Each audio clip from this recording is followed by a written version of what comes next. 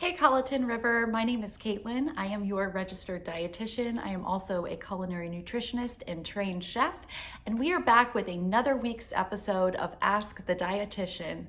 And this week, someone that wrote in was asking about diabetes and any tips or advice I have for diabetics to help their blood sugars. And I am happy to ask about that because diabetes is actually one of my favorite things to educate people on. So I thought I would start with, there's two different types of diabetes. Usually in the adult population, if you are diagnosed with diabetes, you are diagnosed with type 2 diabetes. And basically that means you are making insulin, but you have a hard time utilizing that insulin.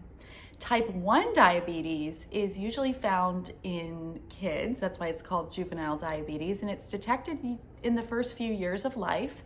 And that is when you don't make any insulin or very, very, very little, and you have to take insulin shots.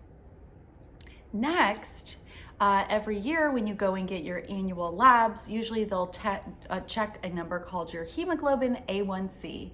That is an average of blood sugars for the past about 3 months. And what that tells us is how well your blood sugars are controlled. Pre-diabetics are on the cusp of diabetes, but doesn't mean necessarily that they'll ever develop diabetes if they make some adjustments. Now, once you are a diabetic, you're always going to be a diabetic. Even if you get off blood sugar medicine and your blood sugar is well controlled, diabetes is something that never goes away and you will always have to watch out for. When it comes to the diabetic diet, the biggest and most common misconception that is out there is people say, I'm diabetic, I can't have carbohydrates or I can't have sugars. And that is not true. And let me explain that. Because I have mentioned in my videos before that diabetes and non-diabetics are our brain and our body's number one source of energy that it prefers is carbohydrates.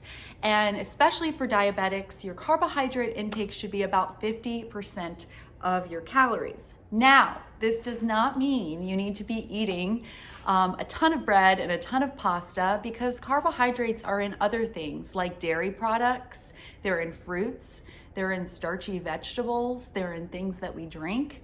So throughout the day, your intake should be about 50% carbohydrates, and that's something that a dietitian can actually calculate out for you. So another thing, make sure that you don't skip meals.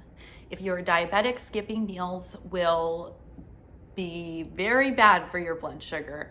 You don't want to skip meals because usually what happens is you'll kind of feel a dip in your blood sugar and you'll eat more to kind of make yourself feel better, and then your blood sugar will shoot up. So try not to go more than 4 hours without eating. Next, if you are overweight, it is important to lose weight. And the reason that is because if you're overweight, your pancreas, which makes your insulin, has to work harder. And it's gonna have to work harder over time, which will make your pancreas overwork and eventually work less. So if you're overweight, it's good to lose at least some weight, and that will help with your blood sugars tremendously. Next is make sure that you're exercising. That's another great thing that you can do for your blood sugars. If you get low blood sugars, it is important to always keep some sort of sugary something on hand, whether it's a hard candy, a little bit of juice, some glucose tabs, because in case of an emergency, or if you're stuck in traffic or you can't get to the store, it's really important that you have a way to bring your blood sugar back up.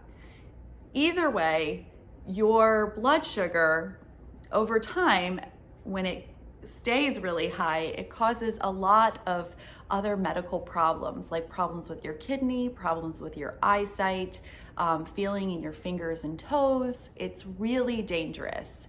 It's kind of like the silent killer, I think, because overall you feel pretty well, but it is really doing harm to your body long term. And that's why it's really important that you do follow a diabetic diet. If you're a volume eater, focus more on things that don't have carbohydrates in them or very low carbohydrates, like non-starchy vegetables, proteins. So load up a little bit more on those things if you like a lot of food when you're eating or if you're really hungry. All right, so I hope that answers the question. Diabetes is a very complex topic and it's hard to fit it into a short little segment, but I hope that does answer your question. And if you have a question that you would like me to answer another week on Ask the Dietitian, please email me at lewis.lowcountrynutrition@gmail.com, and I will see you next week, Colleton River. Thank you for having me.